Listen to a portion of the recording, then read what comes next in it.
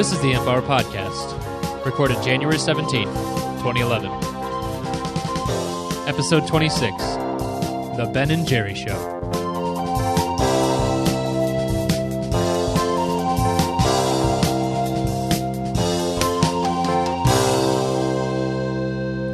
Welcome to the Amp Hour. I'm Dave Jones from the EEV blog. And I'm Chris Gamble from Chris Gamble's Analog Life. Hey, Chris. Hey, Dave. Glad you made it. Yeah, it looks like we just spent half an hour there dicking around with bloody microphones. Yep. What a pain in the ass. Technology. I hate technology, yeah. These newfangled computers. I don't know. So I think I'm recording on the right mic because my blog I recorded the other day, the one with the screen capture and the voiceover that everyone complained about because it was too long. Bugger off. You just don't get it. I was dicking around with the mic on that, and it looks like it's affected this morning's performance. My internal mic has vanished, and I'm using some external mic and then a dual mic to record, and it's just all too much. Yeah. and you know what the problem is? All this is clouding the fact that we are at our half-year mark. This is episode 26. Oh, 26, half year. Half a year, man.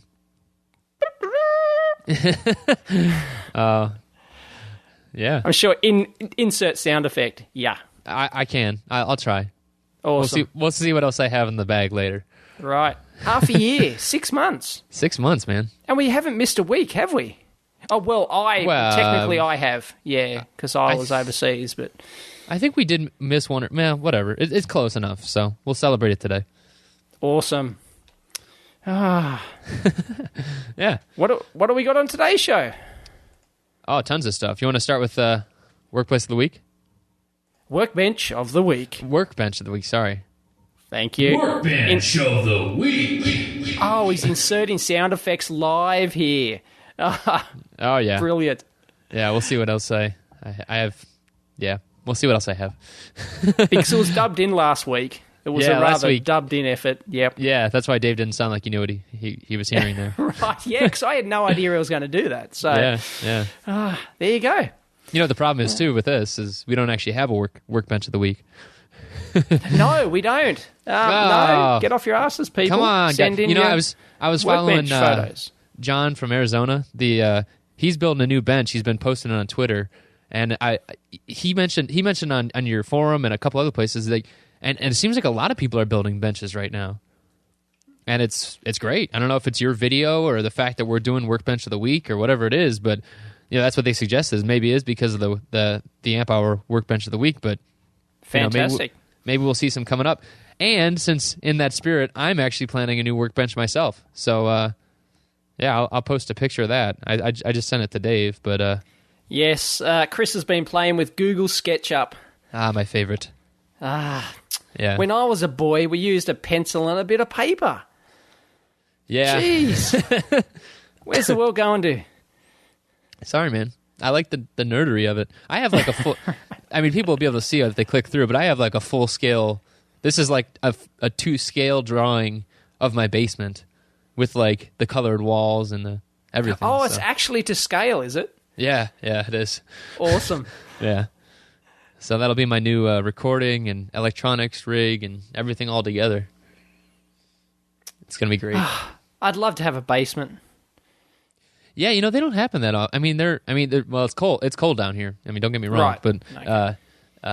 yeah. Isn't it supposed to be warmer in the basement because the ground is supposed to be at like a neutral like temperature? The frost line? So yeah. Yeah, and it isn't supposed to change with the seasons above. So that's why there are people who actually build their houses completely into the ground for that reason, is that it keeps a stable temperature year round. Yeah, like Hobbit houses. I've seen those before. Yeah, exactly.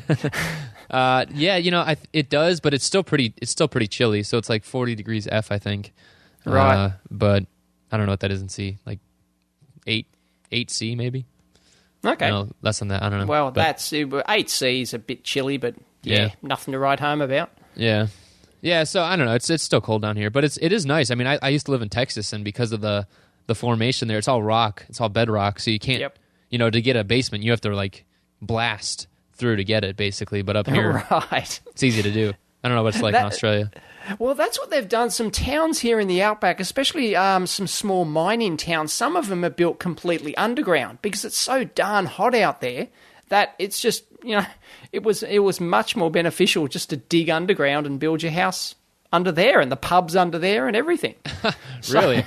Yeah. I would love to see pictures of that. Yeah. I haven't been there. I'll have to find it. There's this, I'm sure there's one town out there at least which is almost, all the residents are underground or something. Wow. Yeah. That sounds bonkers. It's great. Yeah. But it gets stinking hot out there, It's the middle of the outback, so, yeah. It's pretty bad. I guess it's like the middle of Death Valley or something like that in the US. Yeah, So. it's just all desert and gross. Yep. Yeah. Well, speaking of the outback, we had a shout out for that actually. We had a shout out for the outback. You make me wanna take my hands. Dude, come on. That's copyrighted. We can't just use that shit. We're using it. That's fair use right there. That's just a little clip. Fair use, is it? Okay. Yeah. Right. Yeah. Well, I had a shout out though for all those in Brisbane. I don't know if they're going to be able to be listening, but I mean those floods that are happening. And I was going to offer if there are any listeners out there and you guys need electronics gear, let us know. We can let others know if they got any extras laying around. We'll try and hook you up with get addresses over to you. We don't. If anyone's had their lab flooded, we don't want you to go without. So just if you're from Brisbane and you need a little help, just shoot us an email. Excellent, great cause. Yeah, man. Yeah, it's pretty bad out there. The floods, and now it's starting down in Victoria, down south of here. Yeah, they're starting to get floods in Victoria. I think one person's died already in the floods down there. So yeah, Australia, a land of droughts and flooding rain. Yeah, which is a famous Australian poem, by the way. Oh, is it? Yes, a land of drought and flooding plains. That's it. It rains. Sorry. Yes, Flooding everyone rains. gets that line wrong, including me. There you go. Is poetry big in Australia? No, not really. Well, kind of, because we've, it was back in the early days, and a few like that have stuck around. In fact, one of our actual national anthem was going to be a really bad poem, but they voted against it. So, gotcha. Yes. So I guess we were big on poetry here. Yeah, Banjo Patterson and. Names like that, which you have no idea about, that's okay. You're a Yank. That's all right. Yeah. Well, another shout out, a little more self-serving, I gotta say. The second one on there, I don't know if you saw that. This is Mike. No, not Mike, the one above it. I edited it. Okay. I snuck it in there. So there's an engineer blog site out there, I don't know if you saw that. There's no link, dude. Oh, sorry. It's engineerblogs.com, or .org. Right. And the wonderful purveyor of that is me. Chris Gamble. Well, not just me and Cherish and Fluxer and Frautech, and so we're blogging now. You are keeper of the domain. Yeah, I am keeper of the domain. I didn't think I had enough stuff going on in my life, I guess, but we're gonna kind of. I don't know if have you ever been on like scienceblogs.com? No, I haven't. My friend is doing his PhD, and he told me about it. And it's like 80. I think it's like 80 bloggers on there, or something, some very large number like that. So blogger overkill. Well, it is, but it's it's like every topic in science basically, and people that are pretty. Oh, okay, yeah, that's a good point because there would be 80 topics in science, really. I know. Whereas you think about electronics is a bit more. You could focus in a couple of areas, maybe, but. Yeah, well, and engineering too. I mean, we're doing engineering, so we need other kinds of engineers. Right. But the thing is, engineers don't really write. I mean, they don't really write. I mean, they do video blogs, which is good. But writing, for some reason, scientists like writing, and engineers don't. I mean, interesting. So if people know engineers, we need some more. But yeah, nice little shameless self promotion there. Why not? But why should they go? Come on, give us the hard sell. Why should they go to your site instead of just put up their own WordPress site? Oh no, they should. They should put up theirs too. But basically, it's kind of like the parts are greater than the sum is greater than the parts kind of thing. Right. So does it link in to other blogs, or do you have to specifically go and push content onto your site? No, we're doing specific content on this site, but then people are supposed to do. Like so, like I'm still supposed to be writing posts on my site. Fluxer's doing that too, and everybody's doing it basically on their own site. But then once a week we're doing on the Engineer blog site just to kind of have a central location. So if you're a writer, if you want to be a writer, give me a shout. We have some requirements, but if they like your stuff, right? Let's say somebody likes your stuff on Engineer blog, then do they have to follow two blogs, the one on Engineer's blog and your own personal blog to actually get all your stuff? To get all of it, yeah. Yeah, see, that's the problem. That's where you're... No, I know that's the problem with these. That's the inherent problem with these websites that don't auto-correlate content and stuff like that. You can't be everything to everyone, though. That's the problem. Yeah, I know. We might link in other stuff later, but the thing is, we don't want to try and be everything to everyone because that never works. I don't know. I've never followed. It doesn't. I've never come to a site and be like, "Oh, this is the only site I want to follow." So I don't know. Enough about me. How about Mike? Let's talk about Mike. Let's talk about Mike. Because Mike's got a rant. Mike has a rant. Right. Tell us about it. So he actually has been listening for a while. I'm not sure if we mentioned him on here during a shout out at all, but he had linked to us and he had a logo and stuff. So, obviously we should. Yep. We always mention that his anyway. logo's up there on the site. So his site is electronicsdesigner.blogspot.com. And he had an interesting commentary basically about Ben Heck's new show and basically how it's too stereotypical. He not stereotypical in the sense that it's expect the content because it's good. Ben makes good content. He does, but just kind of the look and style. He was a little disappointed that you go to it and you think, oh well, this is a media personality versus Ben's a nerdy looking dude, just like me and you. And I don't know what Mike was expecting, but it's he was. I think he was hoping for a more hip look kind of thing, and trying to draw people in with a non-stereotypical image. Or possibly, I don't think he mentioned it, but possibly he was getting that maybe it was too polished, and that. I sort of reading between the lines here. Maybe that's one of the gists of his gripes with it. It's just it's too polished. It wasn't down to earth enough and all that sort of stuff. But Ben is actually a filmmaker as well. I think we've mentioned that on here before, and he's actually made his own. He's got a whole series of movies or something he's made. So he's pretty much a filmmaker. That's why the content's really that's why the actual production of his shows are very, very good. Right. Because he's very good at that sort of thing. And he's with Revision 3, that's the other thing, and too. So. He's with Revision 3, that's right. So I don't know how that works. Like, Element 14 sponsor it, right. But it's done through Revision 3 Media, which do other much bigger names than Ben Heck, that's for sure. They did Dignation, didn't they? Back when Dig was big. Oh, right, okay. I didn't know they do that. Maybe that's where they started out or something. But, they've got some big names, huge international names on there. And, so he's tied in with that somehow, and somehow Element 14 have hitched on the back of that, and they sponsor it. And basically what he's... What Mike's getting at, well, you have to read the article. It's quite funny. And because I actually tried to post a reply to here's a little rant. I tried to post a reply to his blog, and Blogspot don't allow you to post a reply unless you've got a Blogspot account, which is stupid. Or a Google account, too. Or a Google account, but then it was just... even with the Google account, I couldn't do it for some reason. It was stupid, so I couldn't post my rather lengthy, ranty comment. Yeah. But basically, Mike goes on about that, why didn't they get Jeri Ellsworth or myself to do the show? Or something like that. You're pretty nerdy, Dave. I don't know. I'm pretty darn nerdy, but, mine are more... mine aren't nearly as polished, and Jeri's aren't nearly as polished as Ben's shows. Right. In terms of the production value and stuff like that. And he went on to say that, well, Jeri's got, boobs, and, why didn't they get her? I didn't read that part. Oh, yeah, you didn't read far enough. I guess not.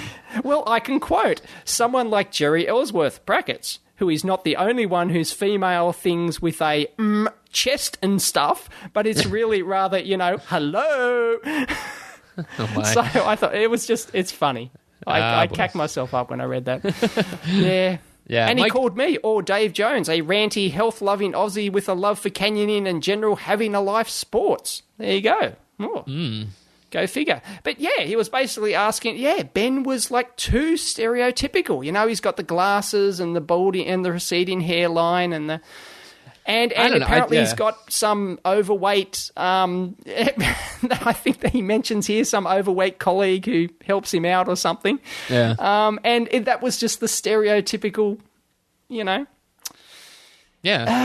engineering thing. So I don't know. It's tough. It's the same kind of thing where, like, do you try and be everything to everyone? Like kind of with what I was talking about before. Like, do you try and do that broad appeal, or do you say, no, we know who's actually going to watch this, and just target those people? Because in that case, Ben is a great spokesperson for. I mean, like, Ben knows what he's doing. He's doing a great job. So. Yep. Well, the thing is, it is Mike. One of his points, I think, was that it might not have been the best choice to get Ben, because it's not really hardcore electronics stuff. It's more, gaming modders and stuff like that. Which is one of the reasons I don't really watch Ben's show, because, it's great content and I like him, but, it's gaming and modding stuff, basically. And, I'm not that interested in modding an Xbox to do something, so... Right. Yeah, I don't know. So he pretty much focuses on that kind of... Because that's the background he comes from, is the gaming console modding thing. Yeah. That's what he's famous for. So, I just don't think we're at the... I mean, like, that's the thing, though. I don't think electronics are at the level where, most people don't know how a light switch works, so I don't think... If you're really trying to broad appeal kind of thing, if you're trying to do the gamer audience, like, you look at that, the gamer audience is a huge audience, so... Oh, it's massive. It's much bigger than electronics, I think, possibly. So... Yeah. So it deserves to be on something different to Element 14. It's great that Element 14 is sponsoring it in some way. I'm not sure how they do that, money or gear or what. But, you could argue that it really doesn't belong on Element 14. I've got to admit, when I think you first mentioned it on here, didn't you? Back in one of our early shows, you mentioned that Ben had started a new show, and I thought, well, it's a gaming modding thing. What's it doing on Element 14? Why doesn't it? Why doesn't some big gaming site or forum or something sponsor him? And then he'd get a much more massive audience than what he gets on Element 14.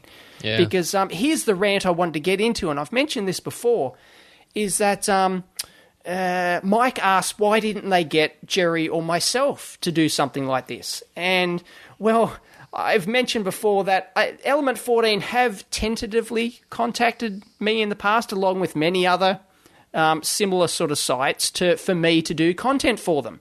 And, of course, they want you to do content for free, basically. They might give you free gear or something like that, but they're basically fishing for free content. And while that's good, it's the fact is they don't really have the viewership that makes it interesting for someone like Jeri or myself, who already have established, relatively large established audiences. Right. So there's not much benefit to us to put all the work in to generate content for them if we're only going to get a relatively small number of actual hits and views from the Element 14 site. Yeah. And the views on Element 14 are not real views, by the way. So if you post your blog on Element 14, you go, oh, look, 1,000 people have viewed it. No, that's not actually right. It's more like 100 people have actually viewed it. I don't know how they get their numbers wrong on there, but I've actually verified that, and, yep, their numbers are inflated. So, I don't know. I mean, that's it's why like I'm not what you going to do said. stuff for them. Well, I mean, and the other question, like Jeri's doing those new videos with Adafruit now, which are great, by the way. Yep. I don't know them. I don't know how she got to paper puppets, but Right, yeah, I'm not sure where that concept came from, but it's kind of cool. Yeah, but like, I don't know if that is the kind of thing you're talking about, Dave, where, like, I mean, Adafruit has a ton of viewers. They have, but so does Jeri. So it's not a big deal. So I don't know what that deal was, but who cares, right? I mean, that was more mutual than it would have been with Element 14. Yes, exactly. And we may have mentioned before that Element 14 and Design Spark and many other websites, including the big magazine sites and stuff like that, they are actively going around targeting bloggers, the smaller bloggers. Can you produce content for us? And we'll promise you 1 million viewers. You'll be famous and stuff like that. Well, just be wary of people offering free candy, as you call it in the US, free candy. And I guess, their intentions are. I'm not going to say less than honourable, but their intentions are to get content for as little money as possible, and that's what they all try to do. Be it Element 14, Design Spark, or one of the big, the big magazines like EDN, or anyone like that. They are looking to get content for Nix because they know there's a lot of eager people out there producing all these blogs for nothing because they're just doing it because it's fun and they just, want to be out there. Same as how I started, and it's the reason I still do it. But they prey on people like that. So just be careful. Yeah, that's actually they just added someone new. SciGuy14 is on YouTube. I don't know if you saw his videos. That's right. Yes. Jeremy Blum. Yeah. Yep, Jeremy Blum. And I was first introduced to him from that video he had. He was talking at an Eventbrite, or I'm not sure what that event was. It was an Ithaca thing. Ignite Ithaca, I think it was. Yep. And he had this really, really great talk about all his projects. Like, he's done some badass projects. I mean, like, if you go to his site, tons of great examples. Yeah, there's like a Nerf gun and there's all sorts of stuff. So, very cool. So he's featured all the time on, like, Make, and, Adafruit's always popping up with his stuff too. Yep. And so now he's doing Element 14, and he's just kind of doing Arduino stuff and intro stuff. But, at the same time, I mean, it might not be bringing much to him, but maybe the people that watch his videos regularly are now shifting towards Element 14. Yeah, well... or maybe not. Yeah, I don't know. Yeah, I don't know. I have to say, it's a good thing. Good luck to him. It's great that he's doing that sort of thing. But I'd be wary of, hooking up with people. I think I'm a big believer of produce your own stuff, do it your way, and, don't sell out for a couple of free multimeters or, something like that. So anyway, it can only help actually bring in viewers. I'm not sure how many. I think he's got over 6,000 subscribers on YouTube, but they don't all watch or something. So, oh, nice. Nice justification there, Dave. Well, no, that's the way it is, because a lot of people sign up and X amount won't watch. Hey everyone, that's this is going to be a quick two-part video. Oh, wow. Whoops. Auto start there. Oh, what was that? Nice.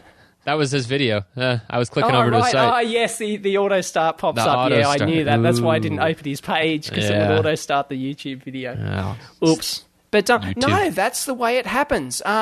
You see a lot of, especially if you've been on there for a long time, if you've had a YouTube account for a long time, you might have built up 5,000 or 10,000 subscribers, but every time you upload a new video, you might only get 100 people watch it, because all those people have just died off because you weren't producing regular content, or you weren't doing whatever, or they just found you as a one-off, and, something like that. So it's very common for someone to have 10,000 subscribers, but only 100 people watch them, only 100 regular viewers. So it's not uncommon at all. But I'm sure it's a big boost for him to get on the Element 14 site, but just putting it out there. Be careful, people. Yeah. I mean, in the end, it's the more the merrier kind of thing. As long as people are... Yeah. The more people that are just making stuff and showing it off, that's all that really matters. But I'm a bit jaded, bitter, because I just keep constantly have people come in to me and saying, "Can you do a blog for us?" And can you do a special thing for us for our site? It's like, no, go away. Just want to do my own site. Thank you very much. I'm quite happy, quite content to do my own site. Yep. And the thing is, they never offer to pay you. That's the thing. Yeah. You know, they just want you to produce content. Look, we've got millions of viewers. Well, no, you don't. I've looked at your damn figures and they're fake, and you've only got bloody 100 viewers. So go away. Anyway, that's me. I think we need to either give Dave a snack because he's cranky, or we need to change topics. One of the two. It's early in the morning here. Oh, that's I just right. got up. Give me a break. Yeah. Anyway, let's get on with it. Okay. What else have we got? Oh, man. What else do we have? Oh, God, I got another. There's another article about Element 14. I'm going to just skip that one. Why not? Come on. Oh, no. We'll just... yeah. I don't even know what it was. Oh, That's okay. right. I am going to talk about this because I think it's interesting. Okay, do it. So basically, they announced that they're going to start selling their own... They're selling... Or not their own. They're selling Arduino boards in their shop. So basically... are these the genuine ones? They're the genuine ones from Italy. So this is kind of starting to come full circle of my prediction of the price wars have begun, because you think about all the people that are out there as buy, resell agents. You think about Adafruit or SparkFun. You know, they buy, resell based because they want to actually support the Arduino team, which is good. Yep. But now you got Element 14 coming in and high volume. They're going to get a volume discount, maybe a larger volume discount, and we might start seeing some undercutting here. So we'll see. I mentioned on here many moons ago that Element 14 were selling their own version of the Arduino. Right. They were. So what happened to that? Now they're selling their own rip-off version plus the genuine one? Yeah, I'm sure they're probably selling both. But my prediction is that, they're going to try and get a lot of people buying the Arduino boards. And this isn't just Element 14. I think this is going to be any kind of larger. Oh, it'll be all of them, yep. Yeah. I mean, and basically then you try and introduce with this, $35, $40 board, and then you show them a $20 board because you have the volume to do it. And we're going to start seeing some price wars. And unfortunately, it's going to cut into the bottom line of the smaller people that are constantly outputting good stuff like Adafruit and SparkFun and all those guys. So, that's the problem with open source hardware, isn't it? I could come along and make an Arduino board tomorrow, get it manufactured in China, and undercut the Arduino team and put them out of business probably. There's nothing stopping me doing that, or anyone else doing that. I mean, there are the things that are always quoted in open source is that the community and the software and everything else. But yeah, you're right. In general, there's not much stopping. I mean, that. Well, is it? But isn't that the whole idea? Is that you have loyalty to Arduino or the original designer, but if somebody sells exactly the same thing cheaper, isn't that better and moving the whole industry forward? Or should you keep an artificially high price just to pocket the original, just to help out the original designer? I mean, and which has more weight? Helping out the original person who actually designed it, or for something like the Arduino, which is big in the industry, moving that forward. Yeah. I don't know. Which one, buy lower in the price? Because the Arduino is quite expensive if you want to use more than one of them. Right. So... yeah, but you're probably not. I mean, you're probably not using that if you are. We've said that before. If you're using more than one, you're probably not using it. To be honest, right? Yeah, you're probably rolling your own or something like that. But still, I don't know. And maybe we should just stop talking about it. You've got to weigh that up. Maybe we should just stop talking about it in general. This forum post from Glossy White. He's sick of hearing open source and Arduino. He's got quite a bit of a rant on the. On the forum. It's pretty crazy. It's pretty hilarious. Yeah, if you don't know what we're talking about, we'll post a link to the EEV blog forum where what's his name? Glossy White. Glossy White is his username. I don't know what his real name is, sorry. And he basically ranted. It was a great rant. It was brilliant. That he's sick to death of hearing about bloody Arduino and bloody open source hardware. He's just sick of it. Yep. I think people that are into the details of it, right? I mean, I'm sure that when the Tandy came out and people were mucking around in the Tandy, that they got pissed off when everybody started buying an Apple IIe, right? Because, hey, I'm programming this stuff every day. I'm doing my thing. I'm working hard doing this kind of thing and learning how the device works. And now someone goes and buys it and just buys discs and gets up and going. That's frustrating for people who who dig into designs and work on it. You know. Right. Well, and each one builds up their own fandom. You know, so there's the Arduino fans, and they'll defend it to the bitter death, and then there's Atmel fans, and there's PIC fans, and there's God knows what fans. There's MSP 430 fans, and Launchpad or whatever it is, and that brings me to something I wanted to talk about. Is that TI are just continually giving away heaps of shit. Which now, is shit being the good stuff, you know. The good stuff. Okay, that's an important distinction, right? Exactly. So there, a lot of people on the forum, the EV blog forum, got all these MSP 430 USB development kits for free, and I got mine the other day, and they shipped me 3 of these kits. You just got them? Fantastic. I just got them. Did you order those like 6 months ago?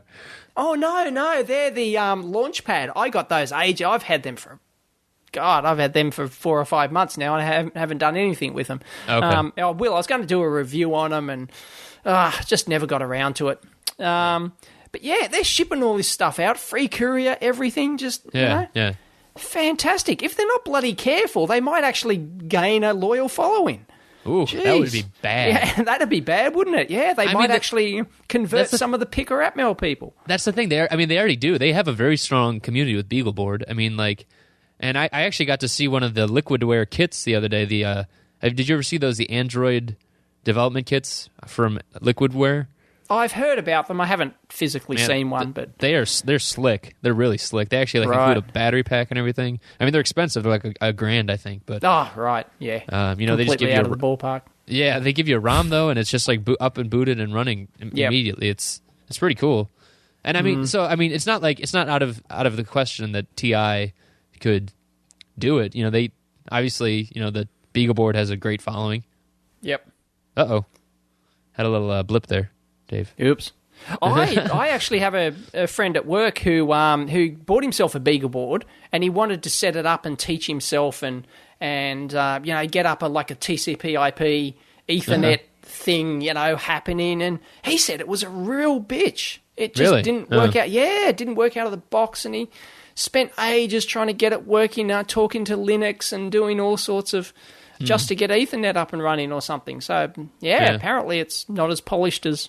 I don't know, maybe. I don't know the details of it, but he just said it was a bitch. But in the end, he was quite happy it worked. And yeah, Ethernet's pretty hard to get up and running on its own anyways. I mean, if you're going from scratch and you're like starting the stack and everything, that's not exactly an easy thing to do by itself. No, he was using all pre-existing, source and code and stuff. But putting it all together and getting it going apparently was a real dog. So yeah. Well, I think the real question with TI and their Launchpad kit, because it was like $4.30 at the beginning, right? I think it's gone up since. But the real question, I think it's like, I think so. Maybe not. The real question, though, skyrocketed $4.60, has it? Yeah. Inflation. The real question, though, is this a new form of advertising where you don't even bother to advertise and you just give shit away? I mean, like that. A good point. I mean, I think that would be a very viable model. I mean, essentially disposable. We've talked about waste in the past, but at $4.30 for a microprocessor board, that's cheap, man. Well, actually, that is cheaper than some of the hits that they're paying for advertising. If you buy through Google AdWords, some of those AdWord hits can be $4 or $5 a pop. Exactly. Right? I mean, and why not just give them all away and then have idiots like us talk about on the air? Yeah, exactly. And we go ape shit over it. You're welcome, Texas Instruments. You're welcome. I think you might have hit on something. They could be actually very smart because just the other forms of advertising, not only the per-click one, but the impression-based advertising. You see those big TI banners on you might go to EDN website or something, and you see DigiKey or TI with their huge ads there. They cost an absolute fortune. Yeah, I like actually $10,000, know what the CPM figures are, and they're astronomical. They're paying massive dollars for every 1,000 impressions. And it's crazy. And that's just an ad impression. That's not people actually clicking through and actually actually using your parts. Whereas now they can give away something for $4 or $5 or $10 even, and they're actually that can be much more infinitely more valuable than paying for some stupid advertising campaign. Yeah. And speaking of advertising, some of my favorite advertising in the world. It's in its second year now. The SparkFun Free Day was last week. Oh, it was, yeah. Yeah. I haven't seen the figures. How many did they sell? How much value? They always give away 100. Or for both years, they've given away 100,000. This year was a little different. They actually made you answer a quiz before you could just go to the shopping cart. I couldn't even load the page. Bots. Yeah, I couldn't even load the page. Right. But I mean, I don't need stuff anyways. I mean, I was just doing it for fun. But yeah, that's great advertising too. It's the same kind of thing. It's the Chris Anderson free. You know, like how he wrote that book about it. You know, basically you give it away. You give it away, and you see who comes back. And again, we're talking about SparkFun, right? That brilliant model. $100,000 in advertising probably did nothing for the amount of people that tried to get to their site. And even the ones that pre-built a shopping cart and said, okay, I'm going to buy this stuff, I bet, some percentage of them went back and said, oh, I really need this stuff anyways, I'm going to go buy it from them. So they're brilliant. I mean, it really is brilliant. It'd be almost impossible for them to actually track the stats on that to see who actually came back and bought something and whether or not the $100,000 was actually well spent or not. And they got back more than their $100,000 in, further sales down the track. So I remember a speech from the, what's his name? He founded SparkFun. Jeremy Seidel? Nathan Seidel. Nathan Seidel, sorry. I remember a talk I heard him give about something along the lines of that the average person to their site only spends about $50 and then doesn't come back. Apparently, I think $50 or $100 and then they don't come back. That's the thing, because then they realise, oh, well, I can buy the chips cheaper at Mouser or DigiKey or something like that. So they come there for once to actually have their start, to get their start. They buy their soldering iron and their little kit and they get started. And once they get started, they don't bother buying from them anymore because they can buy it cheap because they know exactly what they need and they can buy it cheaper somewhere else. Yeah. So I think that was directly his quote or something. So, see, now that'll be interesting later on when they say, so now a distributor comes to them, like the DigiKey you spent an hour on your video, right? DigiKey comes to them and says, okay, well, we're going to help sponsor your free day because you guys are a launch off point for people getting into electronics. If you tell them to go to DigiKey after they are through with you, if you have a tutorial on how to do DigiKey stuff when you're done with, the SparkFun projects, send them our way and we'll help you out. So maybe that's the future of advertising. I don't know. Well, why do these big companies need advertising departments? They can just ask us. We've got all the answers. I guess so. Ooh, man, we should charge for this. For a fee. I was going to say for a fee. Thank you very much. Yes, I need the money. Yep. All those Amp Hour listeners are getting it for free, but I don't know about those marketing and sales departments. Come on now. Boy. Yeah. I love all my advertisers, by the way. A big shout out to all my advertisers. Thank you for continually advertising not allowed on right my site. Now. Come on, Dave. They do help pay the bills. Of course. That's very nice of them. Yep. What else we got here? So, did you see the one I posted from Matt Metz over at Make? No, I didn't. Is this the skill sets one? No, they did have that, and that's interesting. They're kind of doing a tutorial set on soldering. They're just kind of building up. The thing is, people are going to keep making these tutorials on how to solder and how to do everything else. But that's actually not the one. I was pointing to laser cutting circuit boards. Now, laser cutting the circuit boards. Yes, I've seen that. Now, I already know what your argument's going to be here, but I think that in terms of printing versus laser ablation, so this is a very high level thing and it's very DIY kind of thing. So basically they cut out the traces with laser. But if you think about it, you could have laser ablation of an ablation being where you like blast away little bits. You could do that to cut into silicon. So maybe that is another alternative to the future printed transistors that we love rambling on about. Yeah.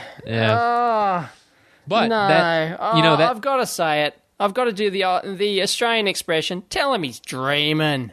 Dreaming. Dreaming, mate. Yeah. Dreaming. Come on. Yeah, I'm just saying. But I'm just saying. I think there's a million ways to produce, circuits and ICs and stuff like that. There's countless ways. I'm sure we haven't seen the end of ways to produce them, but the basic concepts come back of it's pointless to actually do it. God. Blah, blah, blah. It's not the fact of being able to do it, which is difficult in itself for any scale you're actually going to want to do it at, a decent scale, as in a small scale we're talking very about small, here. very small. Yes, very small. It's just not going to happen. And then you need the multi-levels, and then you need the via interconnects, and then you need the... Don't get me started. You're dreaming. Just wanted to get you going.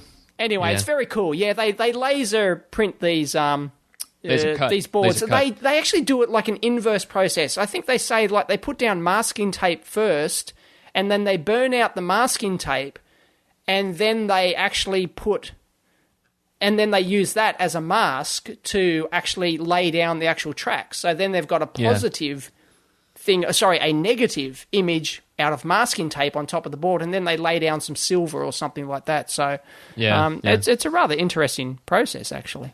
Yeah, it's cool, and it's kind of the laser idea and like the rastering across. I mean, this is not necessarily rastered, but I'm always interested by that because if you look at like what they're talking about with next generation, like actual silicon chip making capabilities, and talking about like 20 nanometers and below. Yeah. They're talking about doing that with EUV, which is enhanced ultraviolet, but it's basically like a beam, I believe, and they do that kind of rastered, back and forth, and blast away. Oh, right, okay.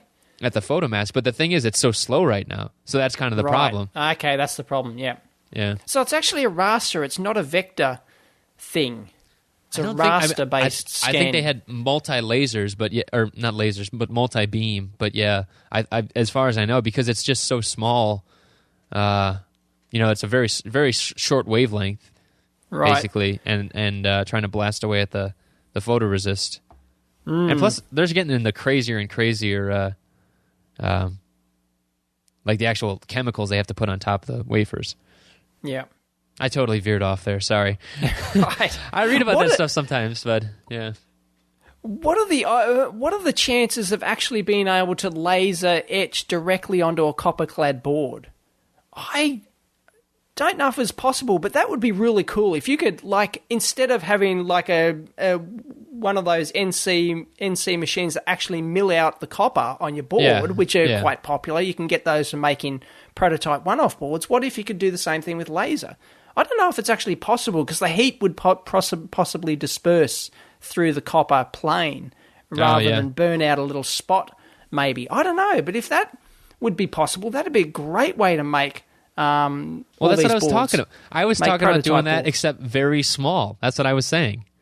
Yeah, but no, it's different when you get down to making chips. There's a huge technological difference between them. You're dreaming. I know. Dreaming in a good way, Dave. Dude, you Stop lost being so big negative. time. Stop being so negative. I'm being practical. I'm not being negative. I'm encouraging people to go out there and do it and prove me wrong. Yeah. You have my full support. All right, well, that's good. That's very good. Boy. I don't know.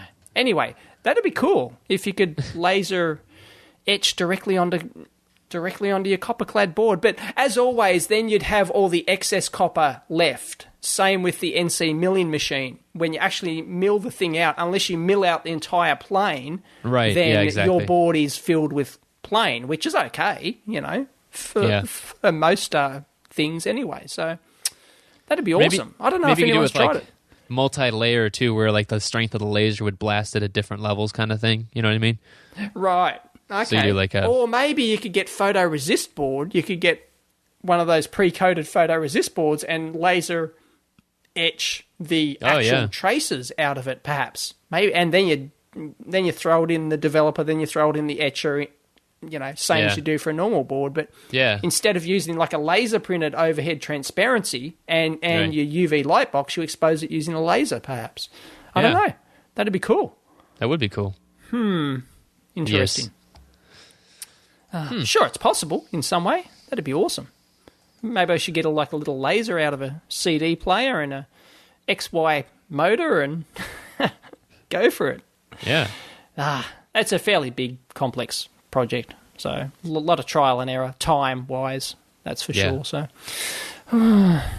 Did you see this article from the Spectrum about the president of the U.S. and the E word? The E word. He mentioned engineers, did he? Yeah. Well, he did earlier. I mean, but it's interesting. The article talks about how past presidents in the U.S. at least they shy away from the E word. They kind of lumped him in with scientists before, right?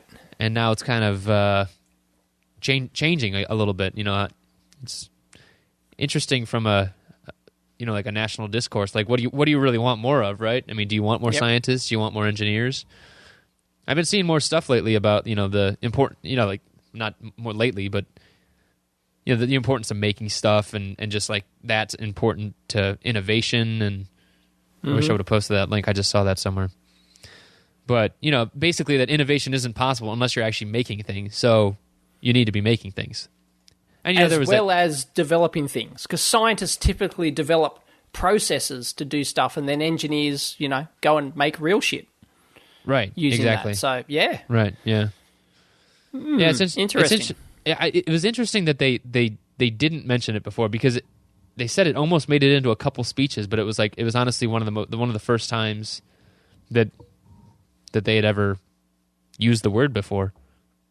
It's like a swear word. Really? First time ever, you think, that a president's muttered, and other than in passing, right, like in a speech, yeah.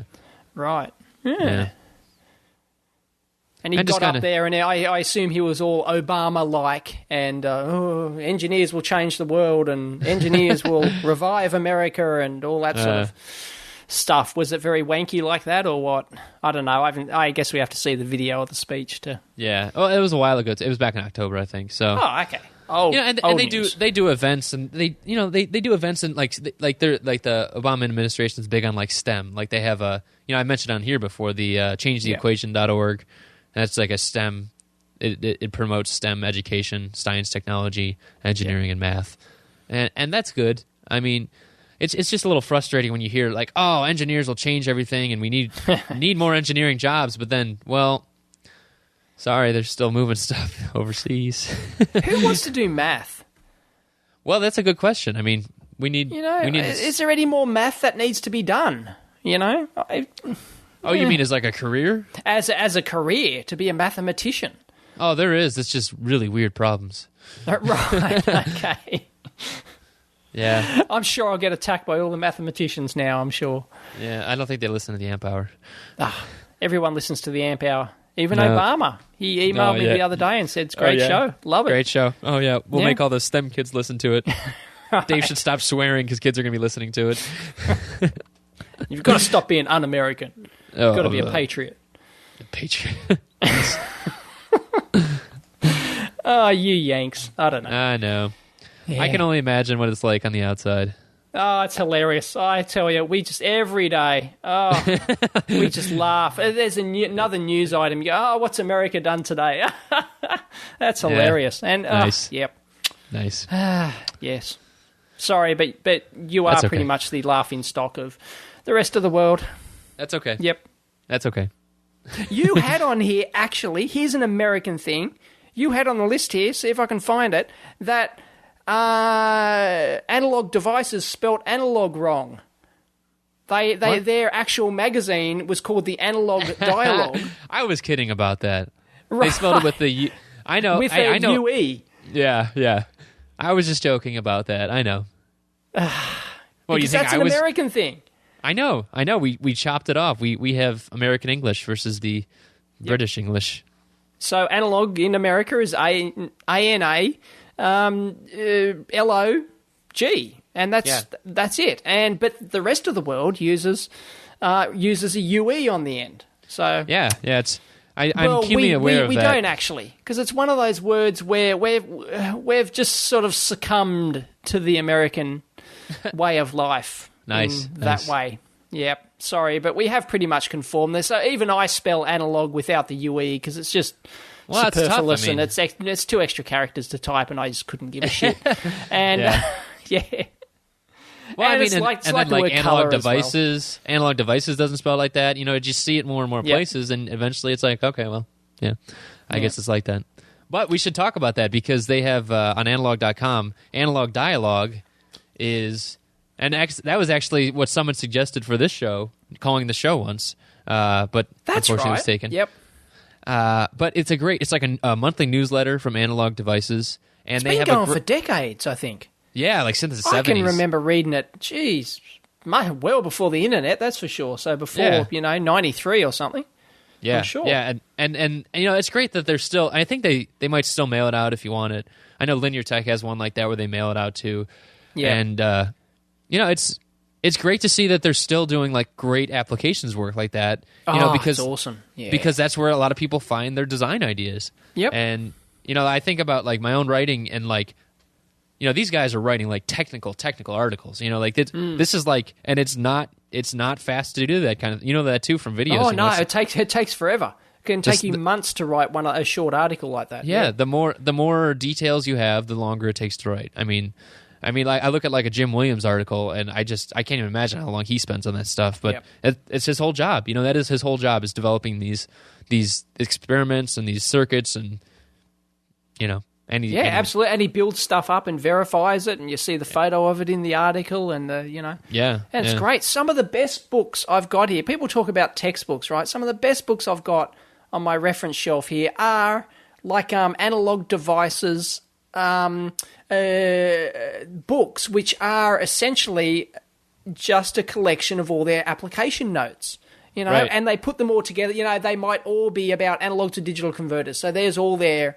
But there's a book of all their app notes on analog to digital converters, and I've actually got it in physical print form, and it's fantastic. Something I'd never throw out. And that's actually one of our listeners, Carmen, had put that in our suggestions page about the op amp handbook, the op amp applications handbook. Yep. And I think that's Jung, Jung.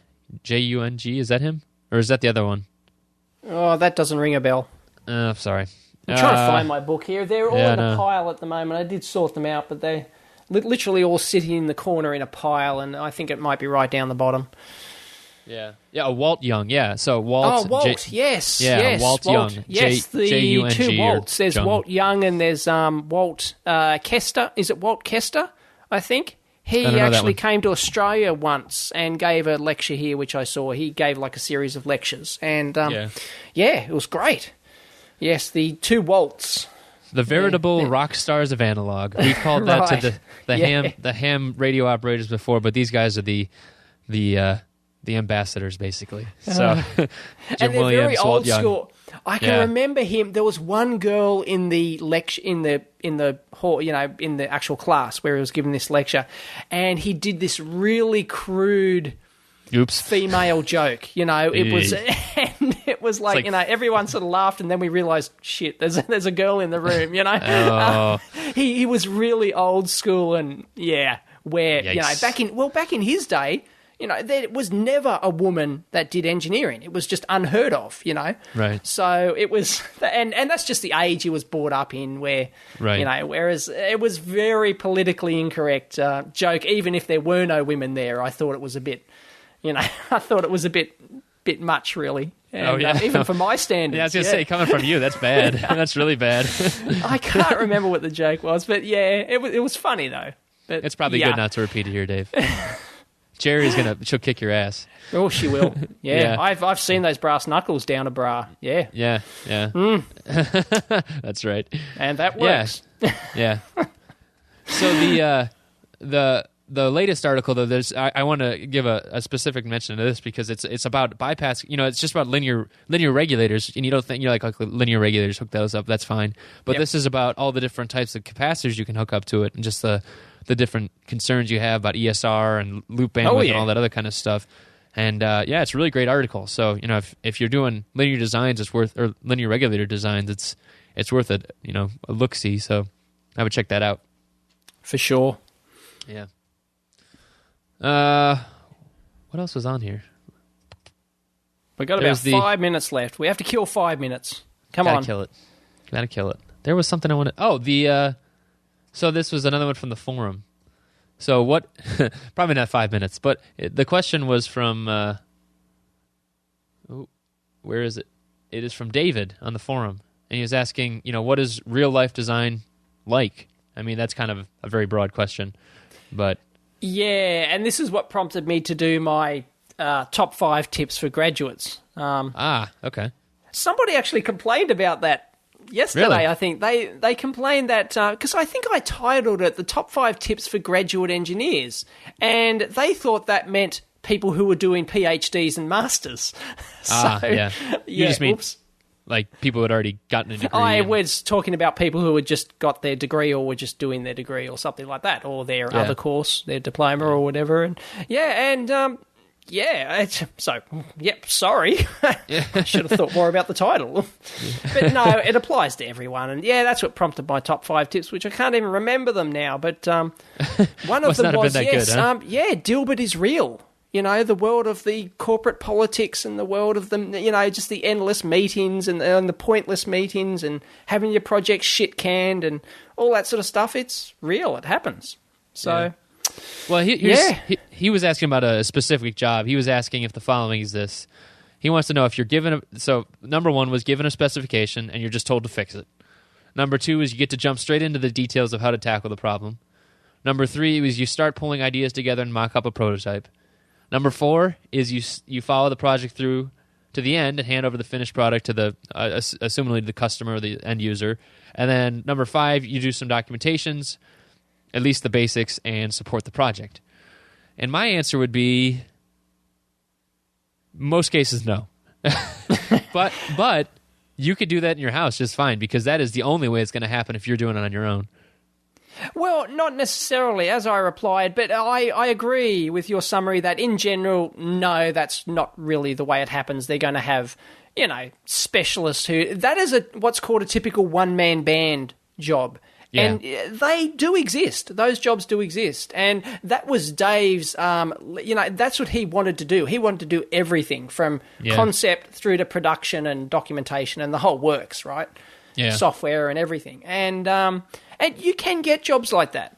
But typically they're more in the subcontract world. Those small companies, they've got 5 engineers and you hire them to subcontract. You subcontract out your design to them and they do everything. It's a turnkey solution, basically.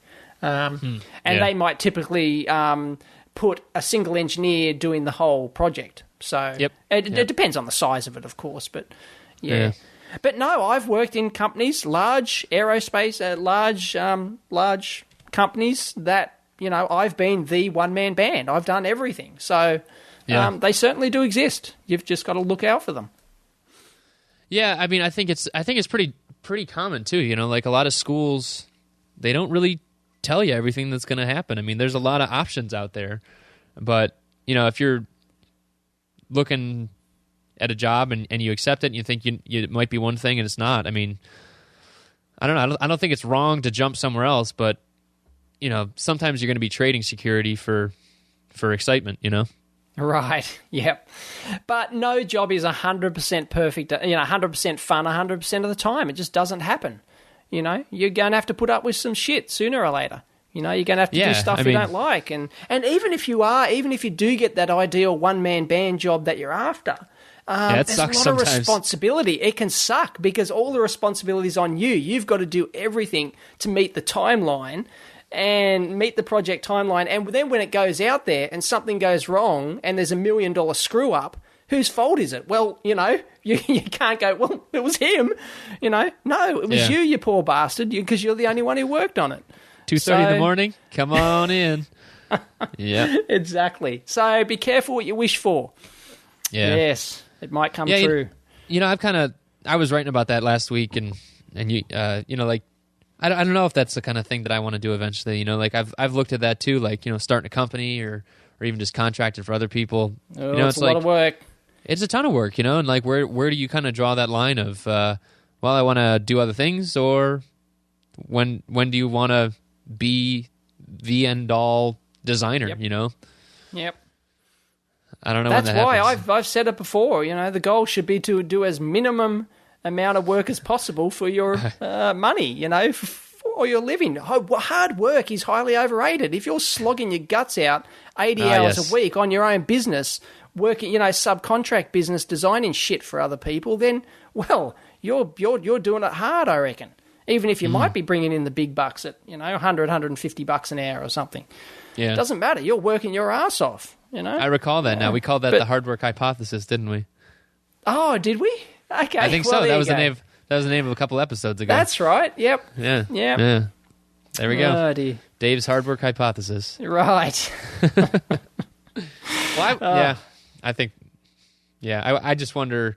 I wonder if that's only going to be the way to go eventually. Is if the corporation as an employer. Are we repeating topics? I feel like I've talked about this before. I think we always repeat shit. Yeah, I think we do. Yeah. I just wonder if that's going to be eventually the only thing you can do. No, I wrote about it. That's what it was. I wrote about it with Right. Yeah. But as in I think what's is going to be eventually the thing that's going to be the only option. Eventually is going to be everyone's going to be an independent contractor. Like you're going to be out on your own. You're going to be designing little projects, and there might be a corporate overlord with tons of MBAs trying to tell you what to do. But I don't know if corporate overlord. I don't know if people are going to keep maybe engineering staffs will cease to exist. Maybe it'll just be contractors. Oh, I don't think that's going to happen because there's there's always an equilibrium with that there's a natural equilibrium that always happens within companies, and they're always going to want staff. So, yeah, I don't see it happening. But that's true. Managers have to have someone to tell what to do, right? Exactly. Whereas subcontractors, you can because subcontractors, you got to be careful with them because if you can't be too mean to them like you can with employees. If you've got a bunch of employees, you can whip them to death. But if you piss off your subcontractor and you're 100% reliant upon them to do, to finish your turnkey solution, well, good luck to you. Because they'll do the go slow, they'll do whatever, or they'll just tell you to piss off, or they'll just ignore you, or there's plenty of ways they can screw you around. So Whereas employees, if you've got a dozen engineers and half of them can do the job, well, you can whip them until they're dead, because that you can just get somebody else to do it. So yeah. Oh well. I guess we need to keep some underlings around, huh? Exactly. Some peons. Yes. Oh, dear, Eddie. What can you do? We can talk more about it next week. Awesome. Why not? All right. 26. We're done with it. Okay. Thanks for joining us. See you next week. Bye.